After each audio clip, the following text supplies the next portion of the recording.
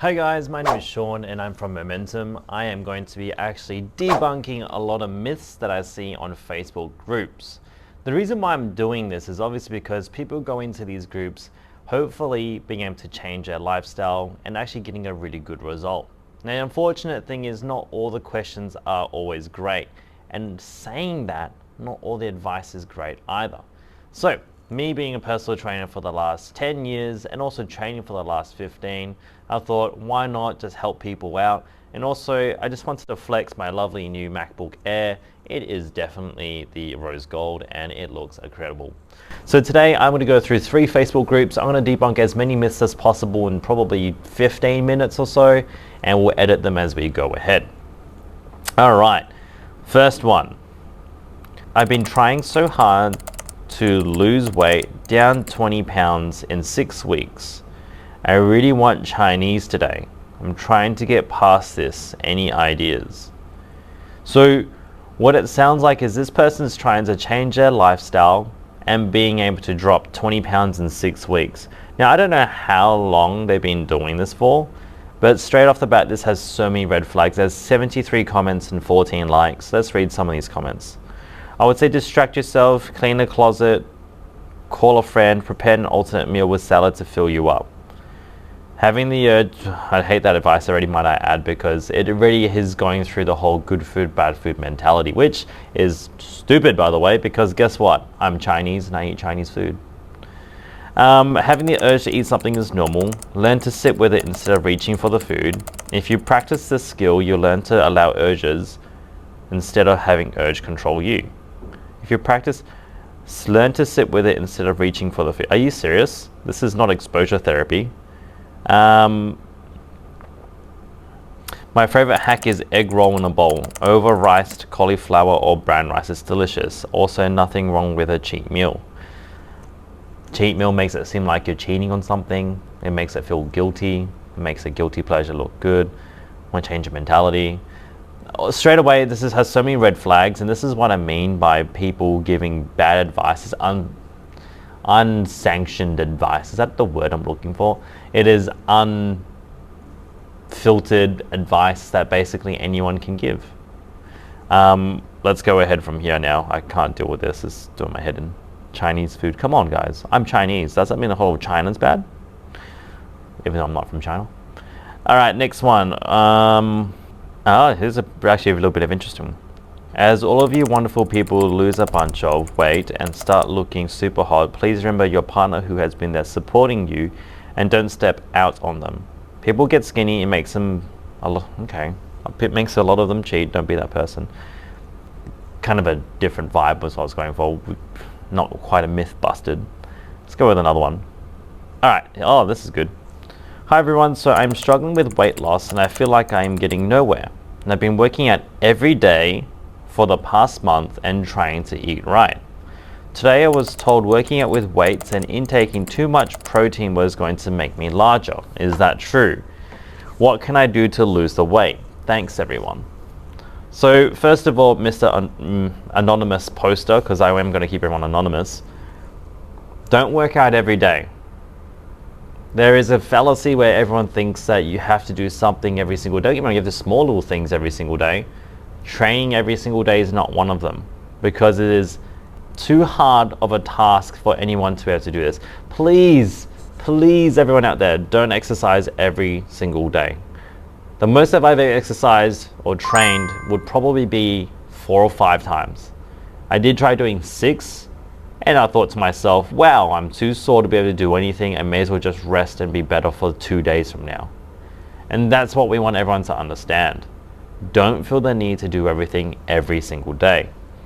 Now the next thing is, it sounds like it's just a matter of I'm doing this kind of thing. What are you actually doing? If it's not being measured, it cannot be managed. If you don't know how to manage it or measure it, learn. Because then you can start to be intuitive after you've practiced it. So I've been working out every day for the last month. Great, 30 days of pain. Please make sure you look after yourself, anonymous poster, if you're listening to this. And trying to eat right. What are you eating? How many grams of protein are you eating? How much carbs are you eating? How much fat are you eating? How many calories are you eating?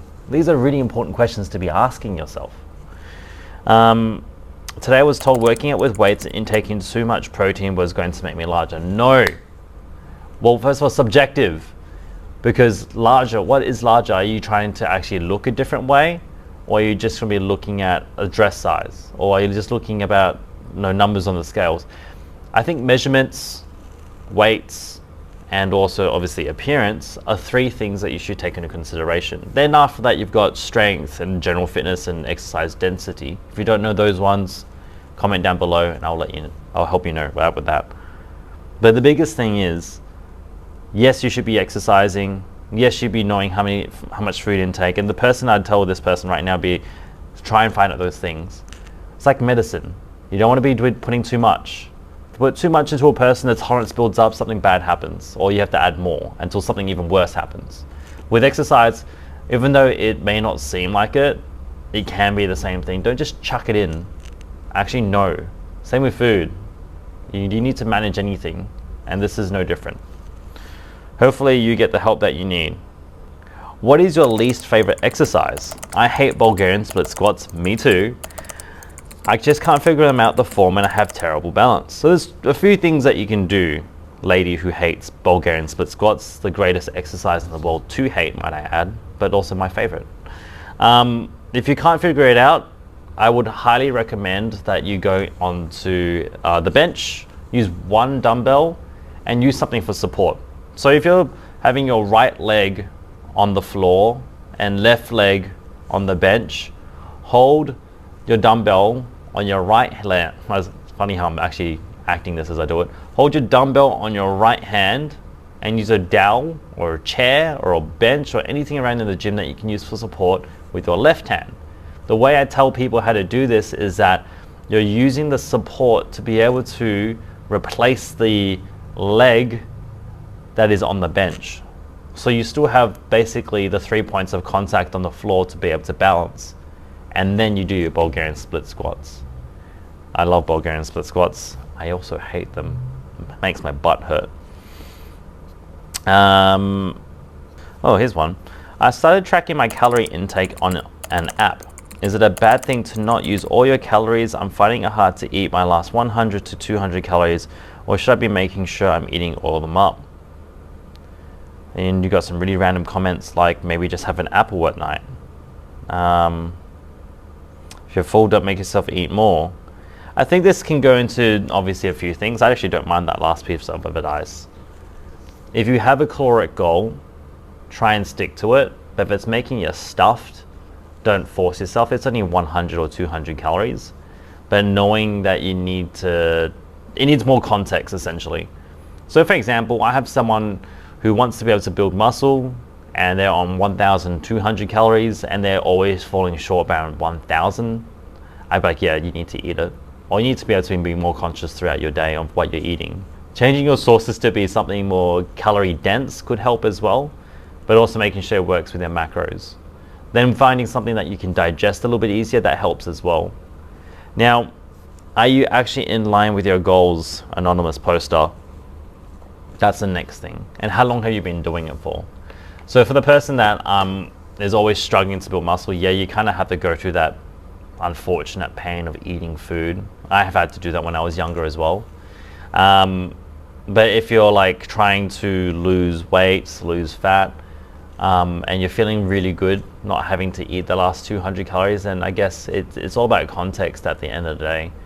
But I would be curious to know how many calories are you consuming. If you're like 800 calories, yeah, eat them, because no one should be less than 1,000 calories. It's way too little to be able to have a sustainable lifestyle at less than 1,000 calories. And for anyone out there, this is me off script. If you're eating less than 1,000 calories and you're trying to lose weight and it's still not happening, your emphasis needs to be able to boost your metabolism, and training can help you with this. Let's see what else there is. I miss the gym so much. It's been months since I went. I used to walk to the gym, but I've moved to a different state and I have no car. That can be a hard one. And this is where you need to look at like plan A, B, and C, and D. And I always tell people, there's nothing quite like the replacement of going to a gym, but maybe it could be an online community. training online with home-based exercises and home-based equipment, or ordering equipment for home and training from home.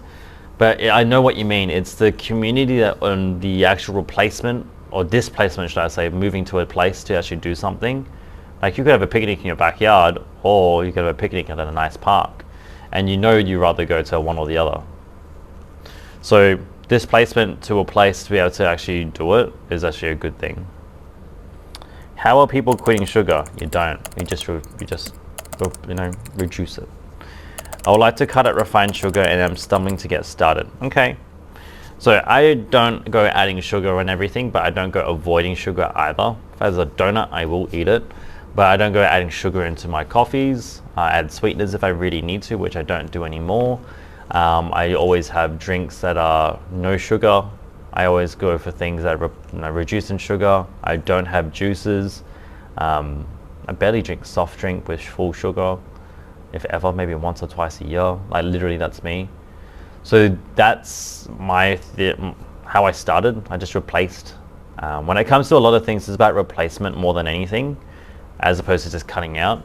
There are some things I've had to cut out in my life, like negative people. But I do replace foods anyway. So for example, if I'm trying to replace, say, snacks, like I love potato chips, I just don't buy them though. But if I wanted to eat something snacky, I would I do buy low fat popcorn, because it comes in bigger volumes and also I can just eat it. And it's the hand to mouth gesture that I enjoy. And also popcorn is great to watch Avengers with. Oh, I don't like this Facebook group. It's just full of ads. Horrible. That's the unfortunate thing when it comes to a lot of these Facebook groups. It's either with a lot of unsolicited advice, wrong advice. I can't say silly questions because people need to learn. But the next thing is it's full of ads. Like people just trying to sell themselves. Like, hey, buy my detox tea. You want to lose and change your body. You know what? Drink this tea. Your $5 solution. Sorry. Your $20 tea is not going to fix my $1,000 problem. And stop thinking that cheap solutions will help you solve your big problems. Oh, that's cool. Learn Taekwondo from home without going outside your gym. Hey, that's not a bad thing. I don't like this Facebook group. I'm actually going to unjoin it. Leave group. Horrible. Too many ads. And always make sure you go to a group with no ads. Ooh, this is a long one. So go to the gym 6 days a week. Good job. 3 days of weight training, 1 of heavy cardio, body combat, 1 of light cardio, Zumba, and 1 of light exercises, yoga and Tai Chi. Went up in weights yesterday. Yay, good job. You should be celebrating the fact that you're increasing weight and getting stronger. But I'm sore and I'm tired today. I'm going to take a rest day today. Would be body combat today. Shouldn't do my heavy cardio, also includes body strength movements on the night I'm sore. Also, I take group classes and there's no yoga tonight. Always feel guilty straying away from my regular routine, even though I know it's good for me. Just need to rant people who understand. I like this one because it is true. You are allowed to have rest days, but it can feel a little bit odd that you're not going through with the plan. So my advice for a lot of people is nothing's ever perfect. And if you ever want to understand what not perfect is, follow my vlogs, honestly. The progress that I've been able to make has been great, don't get me wrong, but the process has never been perfect. I used to train on Tuesdays, Fridays, Saturdays, and Sundays. And I train at 5:30 on a Tuesday. I train Friday nights. I train Saturday mornings before work at 5:30, and I train on Sunday morning at 5:30. But you've seen me struggle. Like some days on the Sunday, I decide to sleep in, and I try and go in later in the day, and I end up not going at all. To Friday nights, I want to have date night with my wife, so what do? I need to try and find a new plan. I try and do 2 sessions on a Saturday, and I end up missing a whole session for the whole week because I'm too sore. But the thing is, as long as you have something to help you get back on track, eventually, and sooner rather than later, you'll be fine. Now, I was actually talking to another lady about this, and it's actually okay to actually have what we call a deload week. In the sports science field, we actually call this a deload week, or deload to reload, so that you can actually go further and stronger. Think of it as the Olympics. You don't train hard for 4 years, well, you do, where there's actually structured rests so that your body can recover so you don't hurt yourself. Your body actually gets injuries from overuse, over fatigue, and your body just starts to disintegrate. What we need to do is start to implement some structured rest times. Now for me, I know that's roughly around every 4 weeks. I'll train hard, step number 1, step number 2, step number 3, and then I go back down to step number 2 again so my body can recover. Step number 2 of the new training block is going to be like step number 3, and it goes up again. So it's always going one step above the other before you rest back up again, okay? And that's what we need to teach a lot of people. It's okay to rest when you need to, but you need to understand where those parameters are. Because you need to know when the difference is of you going and waking up going, oh, I don't feel like going, or that makes it 3 years in a row, and the discipline to push through it. And then also knowing when it's like, okay, my body is hurting, I need to rest before I hurt myself, I need to do something else. Go for a walk, yoga, as this person has mentioned, foam rolling, anything that can help you long term. Now guys, I'm actually going to leave it there because this will be a pretty long video. I hope you actually enjoyed it. I wanted to bust as many myths as possible or talk about just general problems that maybe you might be having. If you found this video very useful, just share it with a friend, like, comment, or even saying that if you have any other problems that you've come across, put them in the comment section, we'll address it, and we can actually make a whole new video for that to help you as long as with other friends as well. If you want guides, head over to the description box below and you'll see guides from MyFitnessPal, home exercises, a training program, as well as recipes and cookbooks for high protein. If you need any help in anything else, just comment down below. If you enjoyed this, like, comment, share, and subscribe. Also, you can also follow me on Instagram, which is Sean.momentum. If you click the link in my bio, it leads you to a free Facebook group where we like to discuss any problems that you might be having. Thank you once again for watching, and thank you once again for supporting our channel. Hope to see you guys soon. Keep building momentum.